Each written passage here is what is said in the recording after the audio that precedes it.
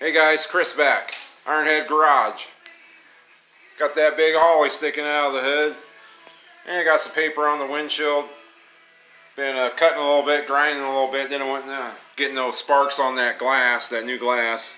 I trimmed this part a little bit so it didn't hit my fuel rail. I was filing those straight lines, getting the wiggle out of them. Cutting them with the death wheel like Jaws says. Anyway, got a vintage hearse boot for my hearse competition shifter. It's got the emblem on there, the hearse emblem. Yeah, it's cool looking. It's got one little dent up there in the front. I don't know if it happened in shipping or what, but I can flatten that out. Covers my hole in my floor pan nicely. Haven't drilled no holes in it or anything. I've just sat it in there. Took off the knob and put it on there. Looks nice in the car though. Shut this door. So I put some Zeus clips, Zeus fasteners down on my bottom of my fender there. Some copper rivets. Used to use these on race cars. The guys still use them on race cars. Used to pit crew a little bit for Blaine Sneva.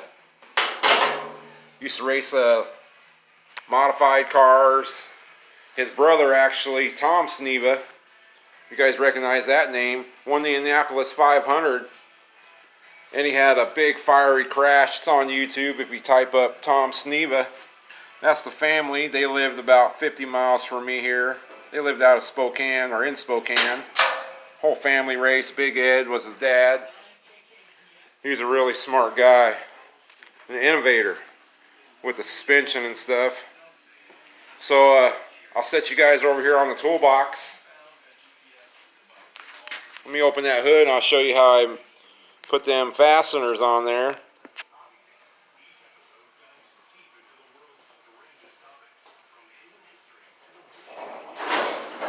Hood opens up pretty good now. Nice and easy.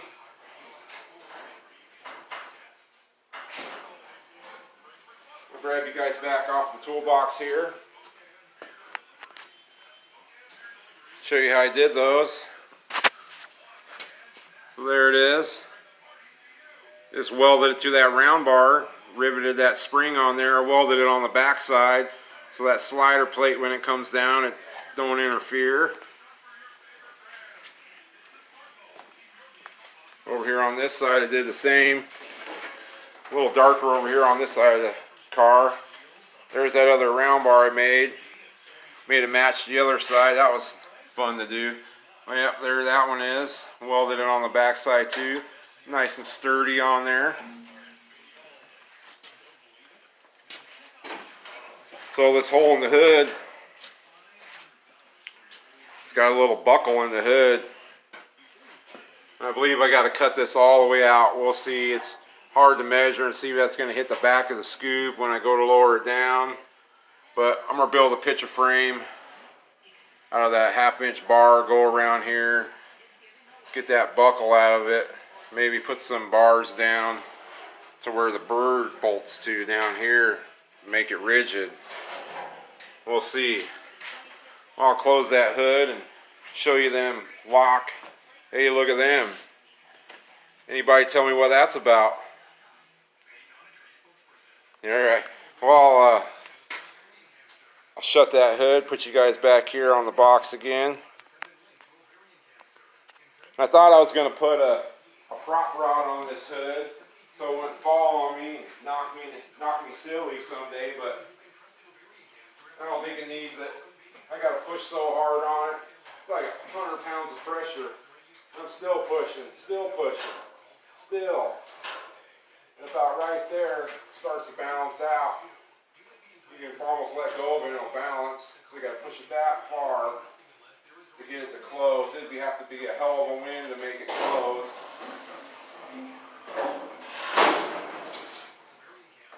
Grab you guys again. Show you them Zeus clips lock. Just push that fender in. And they snap into place. Same on this side. They hold pretty good. I don't think they'd ever pop open.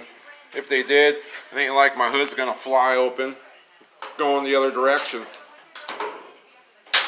See, you can hear it click.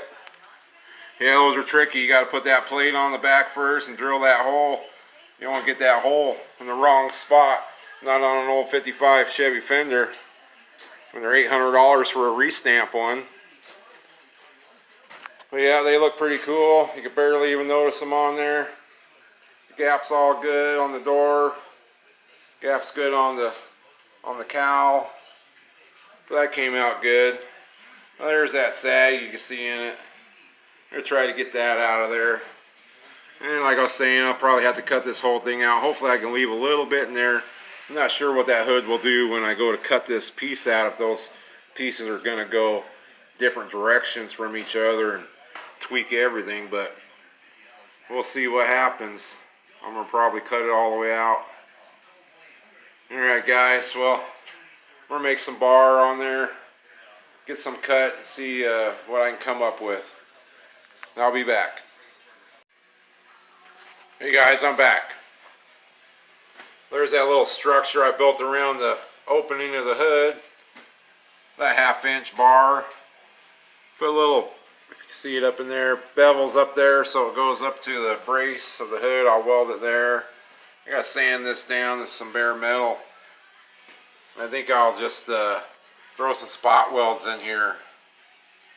You can see it needs to go out. When I push on it here, you can watch the kind of warped. But I'll hold that out and I'll weld those on there so they're all flat, and then weld the joints. And hopefully that dip comes out of it, that sag in the hood. That one there, it's got the little angle on it. That's where my fuel rail goes right through. That one up to there.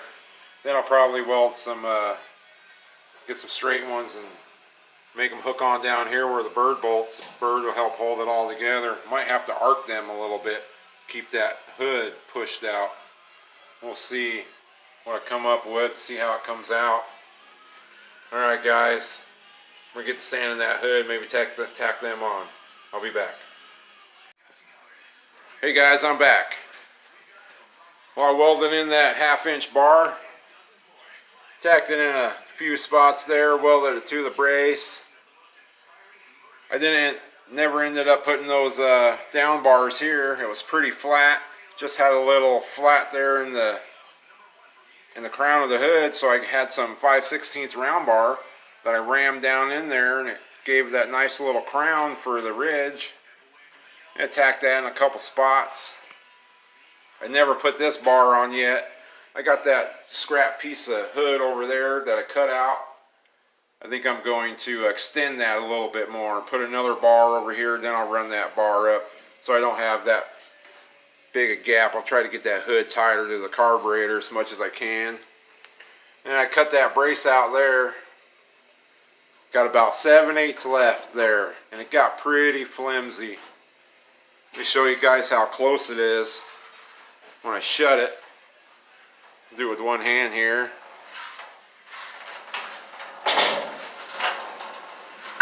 You can see it's about 1/4 of an inch. Just clears. Look at that. So put this hood back up.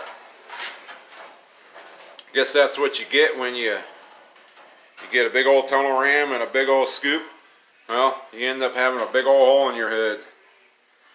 So to keep that upper part from being flimsy, got pretty flimsy, I had some of this old C-channel, again, 1/8 inch C-channel bar. I made this piece here. Put a nice arc in it like the cowl. Cut one flange off the side. I cut those tabs with the Sawzall and curled them and made it that arc of the cowl. Fit it up there, it fits the cowl pretty good underneath there. So I'm going to take that bar here, get it in there with one hand. Got a couple marks on there where it goes. So I'll put that like so.